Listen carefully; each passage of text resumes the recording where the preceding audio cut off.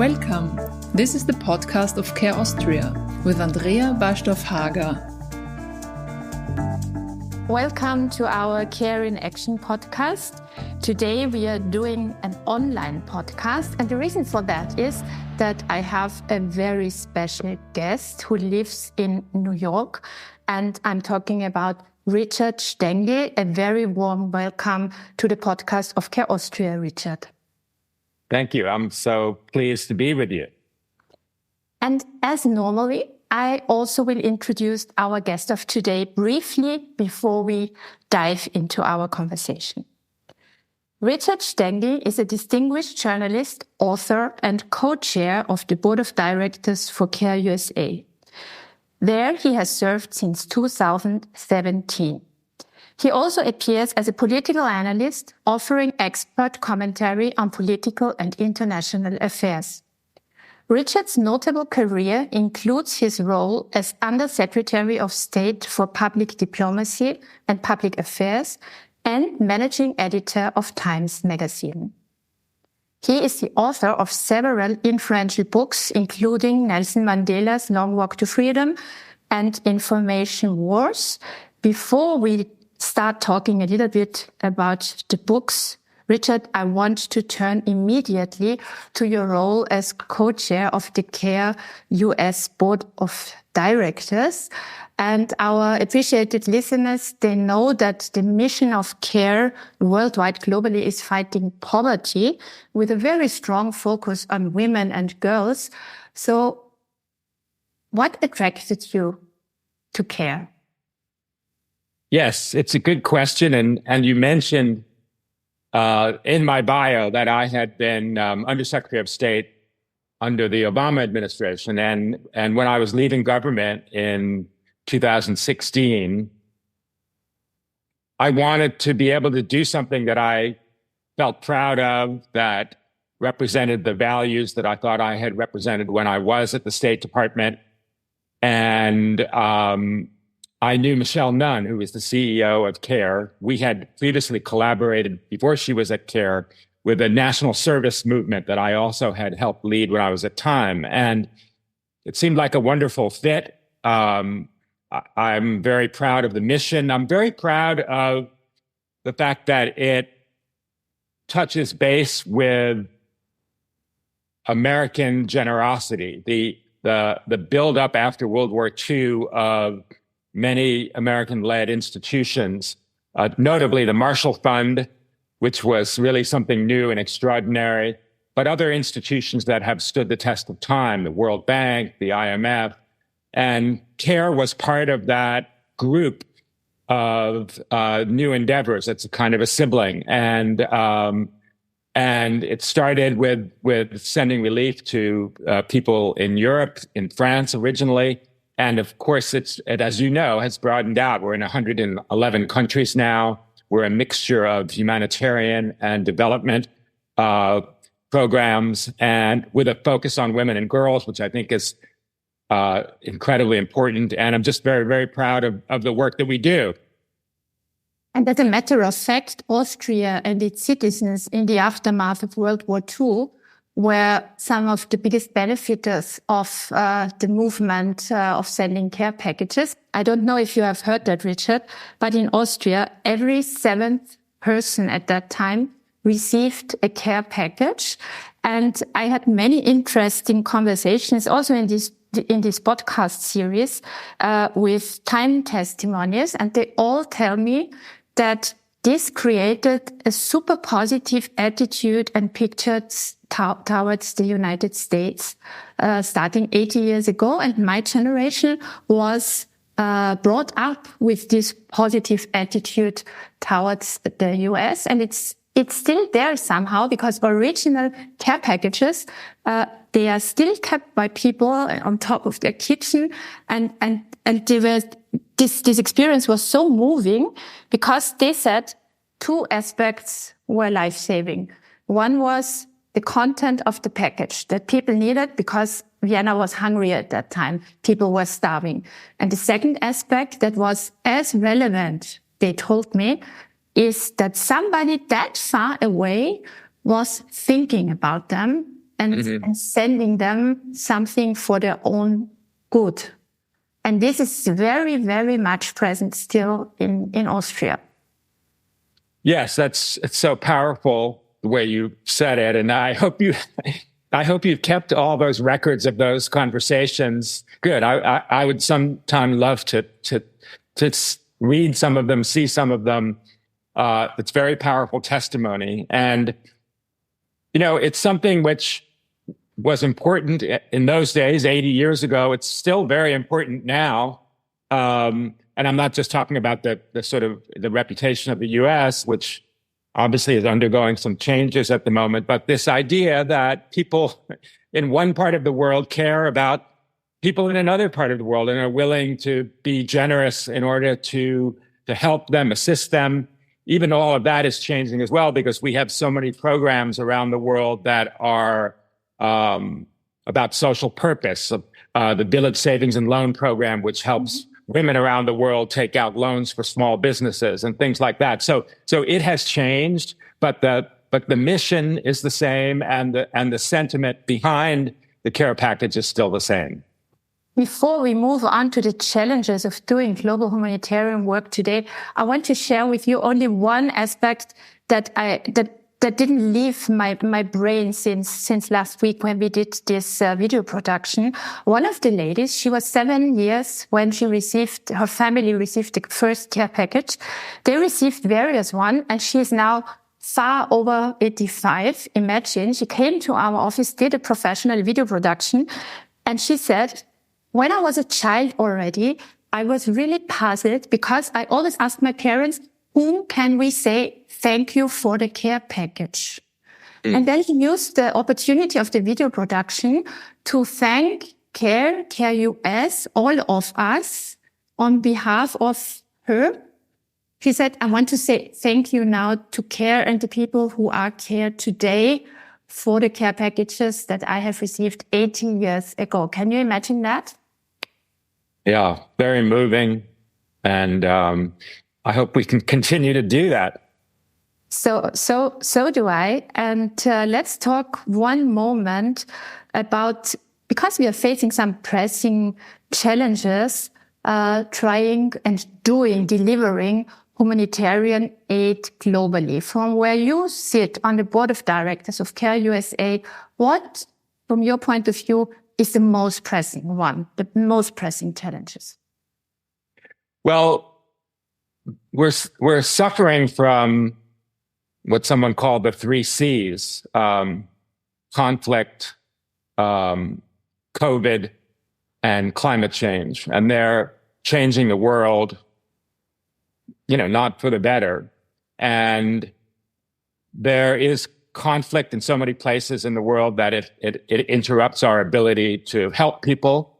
Obviously, notably, right now in Gaza, right now in Ukraine. Climate change is changing the habits of people and making it more difficult for agriculture to work, for the right kind of food to get to people. And all of this has also resulted in the greatest displacement of people since World War II. The number of refugees in the world is the highest since those days. So all of those are gigantic challenges. And I think there's also the challenge now of the more conservative shift in so many governments in Europe, the election in the US now, with a new president who has never been a supporter of any kind of foreign aid. And those will be new challenges for us because the humanitarian challenge is only getting bigger. So we need to try to meet that. And I think the circumstances in which we meet that have become more difficult. And yes, I fully agree. And we have talked already quite a lot about the global humanity and how important it is to connect continents and people also thinking in a sort of solidarity of each other. So let's move on to one of the biggest humanitarians of last century or this century, I would say. Let's talk a little bit about Nelson Mandela. You had the honor and I would say also the privilege to write his biography, Long Walk to Freedom, very famous and very well known. For those who are not so familiar with Nelson Mandela, I think everyone has heard of him, but he lived from 1918 to December 2013. He was the first elected president of South Africa, and I think we can call him a global icon of humanity and justice, fighting lifelong against apartheid. He spent more than 27 years in prison, and we are now able to have a chat with a person who really knew him quite well, because it took quite the time to write the biography, right? It was in the 19th. Am I right? Yeah. So I worked with him on his autobiography. And that was about a 3 or 4 year project. I wrote a book about that myself called Mandela's Way. And then you can also, amazingly enough, listen to a podcast / audiobook of our conversations together called Mandela: The Lost Tapes, which I think is in 10 parts. Really, it's astonishing to hear his voice again in that intimate setting. And he was, as you say, I mean, he had become a global icon. He is truly, truly great man, a giant figure, but a giant also in terms not only of what he achieved, but in moral purpose, and his great goal, because his great goal was bringing freedom and democracy to his people. People forget how, and maybe younger people don't even know, there was this system of white supremacy and racial separation in South Africa called apartheid, which was an Afrikaans word meaning separateness. And it was a continuation of the British colonial system. And extraordinarily enough, that it only came into power, speaking of World War II, in 1948. People think it's much older than that.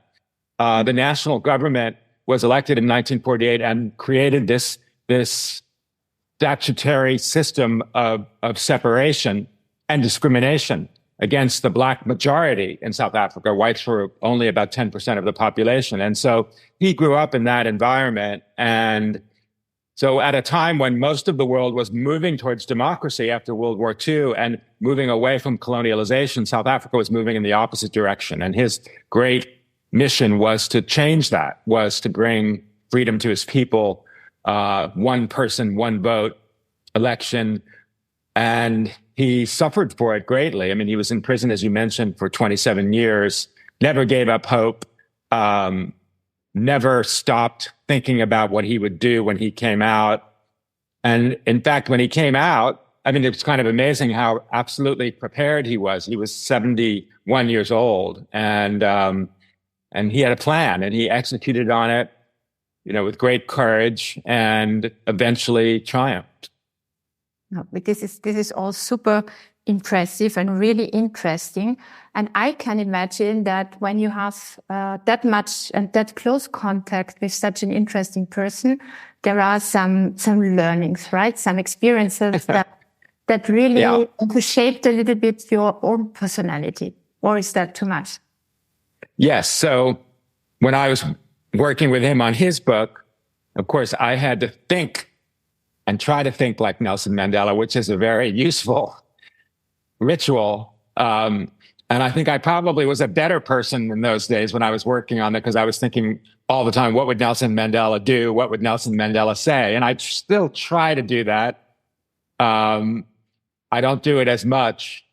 But the things that I learned from him were from his incredible self-discipline, his extraordinary filter, where he, people have done terrible things to him, and he never had an unkind word to say about almost anybody. There's a couple of small exceptions. His generosity with the people who had imprisoned him, who had destroyed his family. People always say it's extraordinary that he had no bitterness. And I laugh at that because, of course, he was bitter.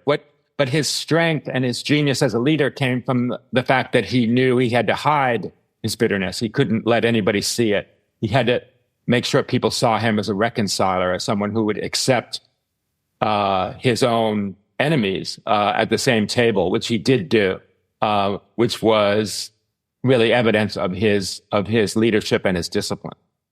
Did he also have his weak moments that he shared with you?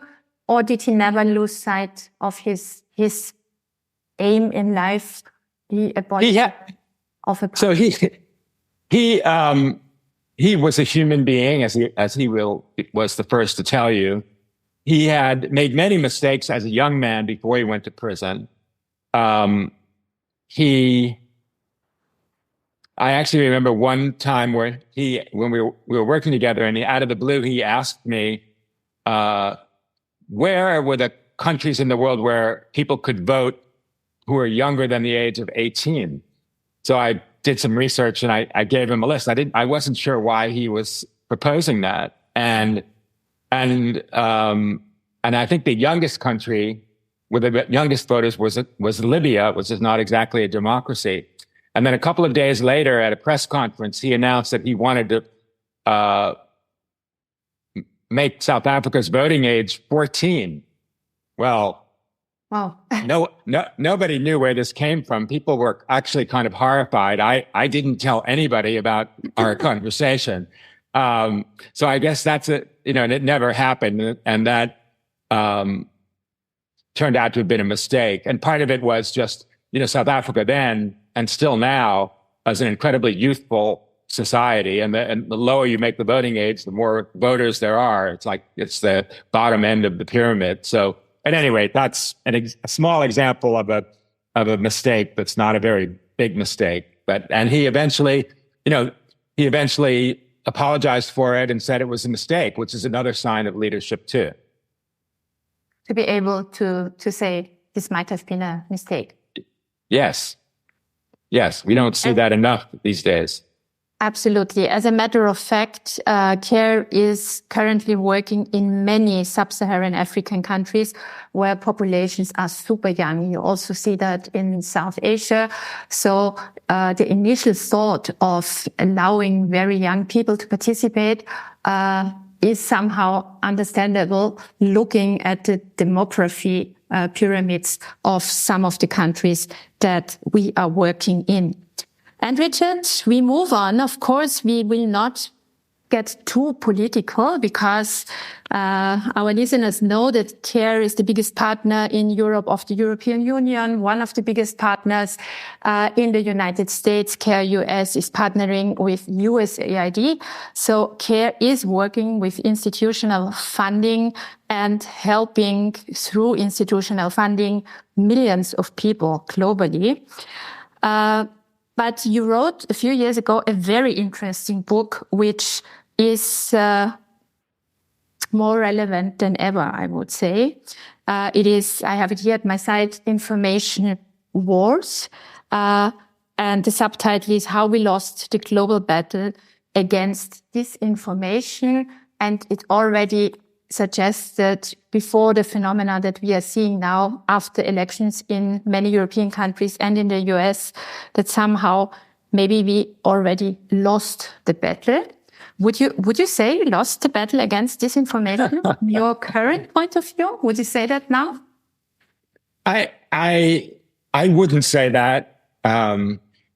Book titles are commercial instruments, and I think everyone thought that was a more interesting and provocative title. Part of what I've learned about mis and disinformation is that it's always been around. Disinformation is as old as information. And we've seen that throughout history. The difference is the ease of access. I don't even know if it's a larger percentage of all the information available, because there's more information available now, factual information, than any time in human history by an exponential margin. But the disinformation and misinformation seeks you out. We seek it out. And therefore, it gives the sense that it's more present even than it is, and more influential even than it is. So I think it's a constant battle. It's been a constant battle through human history. And, the irony, of course, is that there are more ways to check information and check conspiracy theories on your phone, in your hand, than any time in human history. And yet people don't seem to be doing that. So some of that is, as I wrote in Information Wars, we don't have a fake news problem. We have a media literacy problem. People don't know and aren't taught how to actually find out what a fact is and how to refute a falsehood. And all of those things need to become part of the way we train and teach kids in school, just the way they should be learning how to program a computer and use a computer. They need to learn about media literacy. And one of the things that surprised me, and I wrote about in the book, and after Trump's first election in 2016, is just also how little people really knew about how journalism worked. And people seemed surprised when you told them, we have fact checkers for every story. We have libel lawyers who look at every story. We have 3 different people who edit the story. It's like, wow. I mean, there are very few things, other than, in medicine, I suppose, or engineering in our culture that are vetted as much as just a single story in a reputable journalistic organ. So I think we have to teach people about that. And one of the things that I recommend in the book is a kind of radical transparency that journalists need to have. Like, let people see your sources. Let people see the text of your interview. Let people see your notes. Let people see what goes into a story, and then they won't dismiss it so cavalierly. Is this something that we have missed out maybe in the last years? Maybe we were too self-convinced, too much focused on, because you use the word mainstream media a lot, and this is also something that is highly debated in the European context. Established media is not consumed to the same extent than it was 20, 30 years ago. And there is a common, never generalized, but we can see a common mistrust of some parts of our societies, not only in the US, also here in many European countries, towards established so-called mainstream media. And you even mentioned it, that nowadays we have, and we are doing a podcast too. This is not, Care Austria is not the Austrian broadcasting station. And we have many more tools than we had 10 years ago to really communicate our opinions plus facts. But what I see personally, that many people, and also some media people, are not so clear whether it's their opinion or it's a fact, what they are communicating. Yes. And that adds to the complexity a bit. What is your take on that? Yes, that's a very good point. And I also talk a little bit about that in the book, and the movement in mainstream journalism away from purely fact-based journalism to more opinion-based journalism. And people have said that they don't like that. I actually think in many ways it's a renaissance in the media world, because there are things like podcasts, which is a very ancient form. We're talking to each other in a long-form context. I mean, that's a great way to deliver information. It's a great way to establish trust. All of these things are fantastic means of communication and fantastic new forms of journalism. And so I really don't bemoan the fact that there are these new things, or even that people are less reliant on mainstream media. In fact, I also have argued that people were too trusting of mainstream media 30, 40 years ago than they should have been. They were much more victims of propaganda then in some ways than they are now. And I think a certain amount of skepticism is healthy on the part of the listener or the reader, and healthy on the part of the journalist. So I'm optimistic that these new forms of communication can be useful. I mean, just because a TikTok is, 20 seconds long doesn't mean it should be false. You can tell the truth in 20 seconds, just like you can tell a lie in 20 seconds. There's nothing about the medium that is intrinsically tends toward falsehood versus fact. So I just think we have to use the new tools. And I think we have to develop new cultural techniques that allow us to educate ourselves, our children, the next generation, to really be able to deal with all the tools that are available today. And from a standpoint of Care Austria, we started 3 years ago already this podcast series to allow our donors, also institutional donors, well-known personalities, more insight in care. Because we are very transparent. You can hear so many interesting things about our humanitarian work that you will not find in any written form simply because the place is not there. And we're also very transparent about the network of Care Austria and Care. And this is really, really a big and interesting one. Of course, we are all not free from this, what you call and others call the confirmation bias, right? Because we are in our own information bubbles or echo chambers, and we should leave them, all of us, more often. But this is, of course, something that is not supported by social media or your choice of podcasts, etc.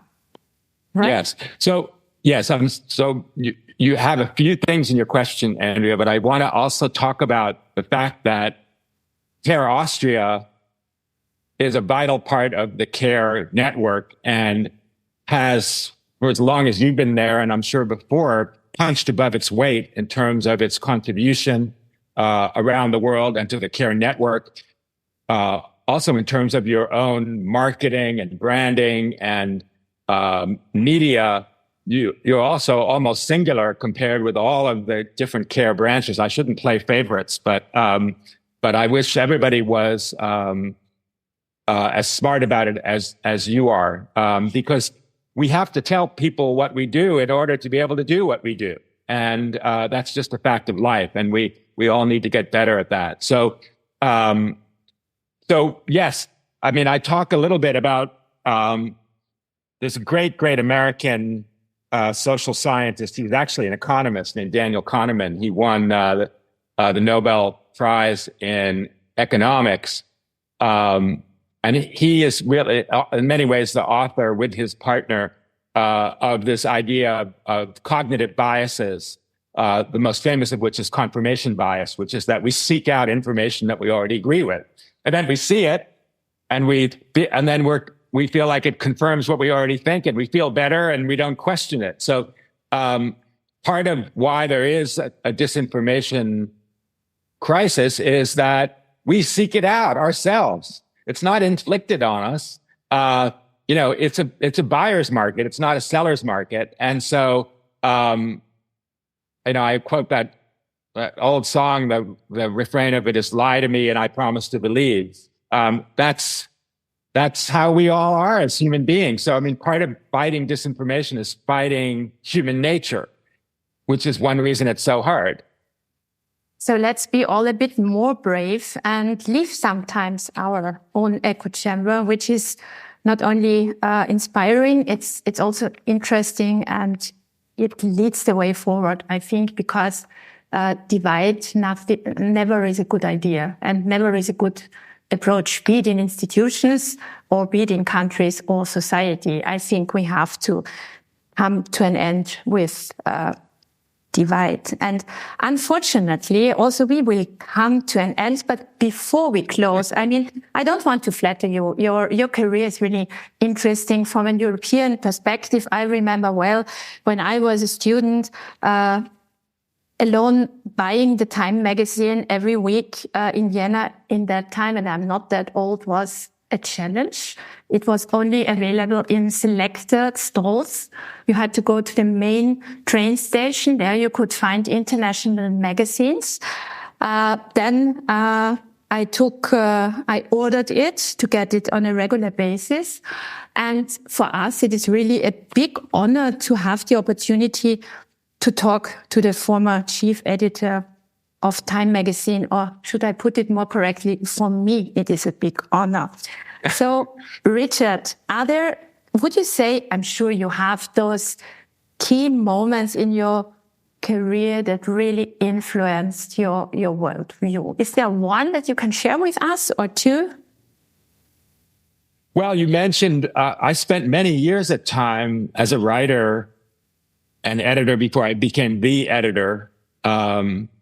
And, one of the things I see happening now, and I'm not saying it's necessarily a bad thing, is that, and I'm older than you, so I'll say in my era, you often, and we didn't use this word, but you apprenticed yourself to someone or some organization to learn to get good at the thing you wanted to do. I mean, Malcolm Gladwell has this thesis that you need 10,000 hours of doing something to establish mastery of it. And so I spent a lot of years toiling in the vineyards, learning to write and report and fact check before it became something that I thought I was good at. And I think now, because of people don't stay in jobs for a very long time, they move around a lot,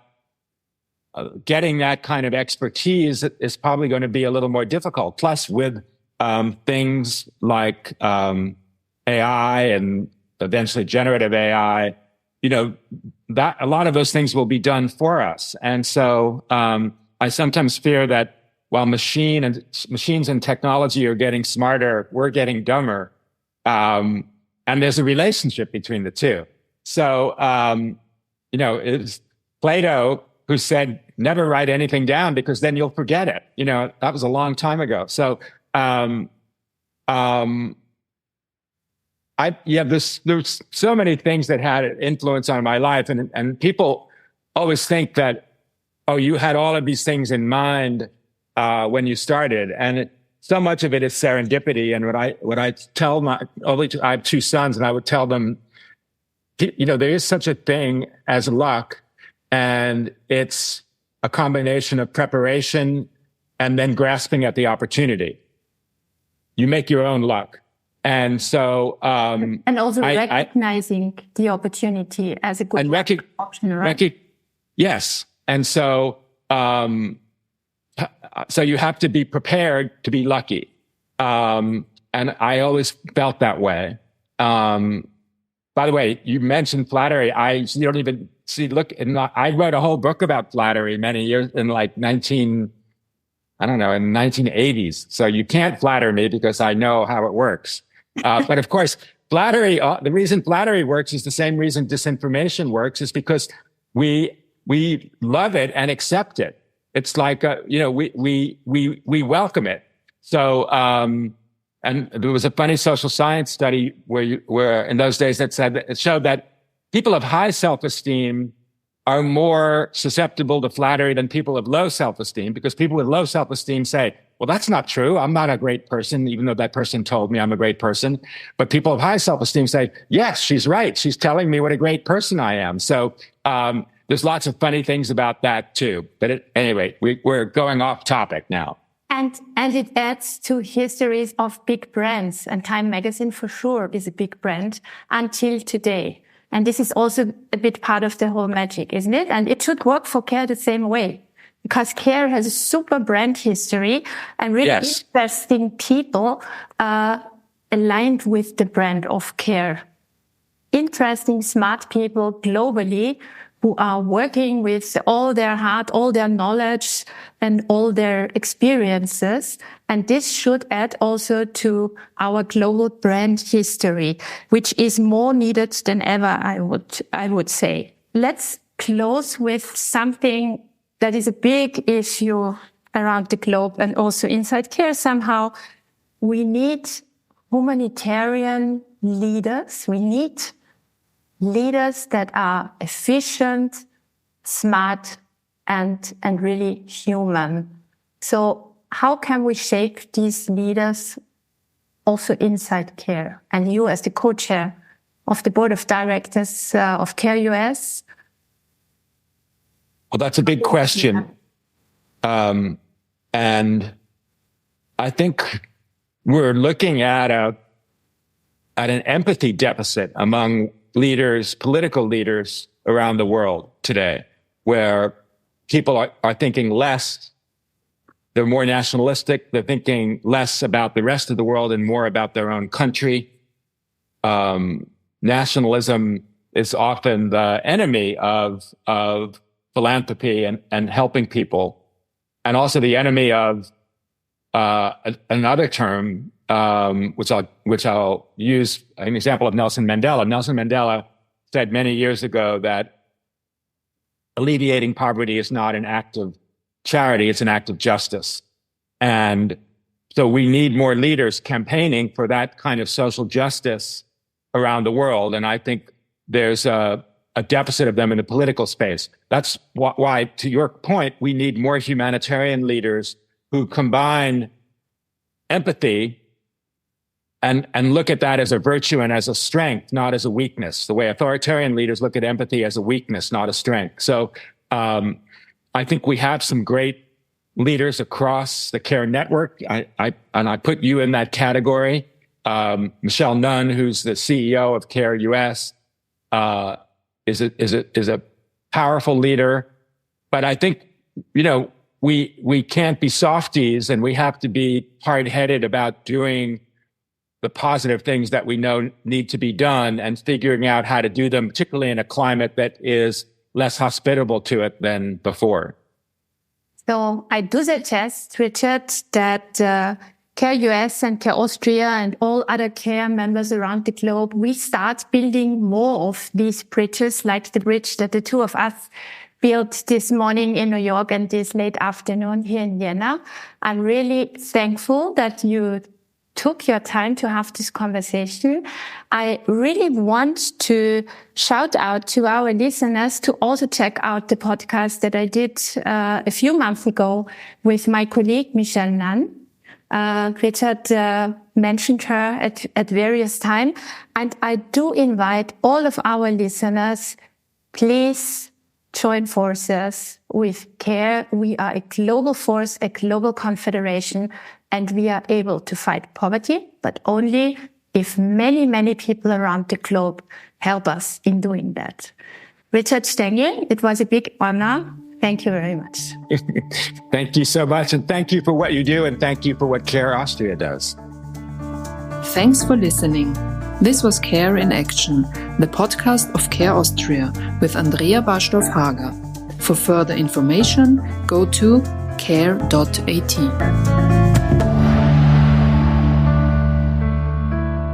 Sponsored by CC Real.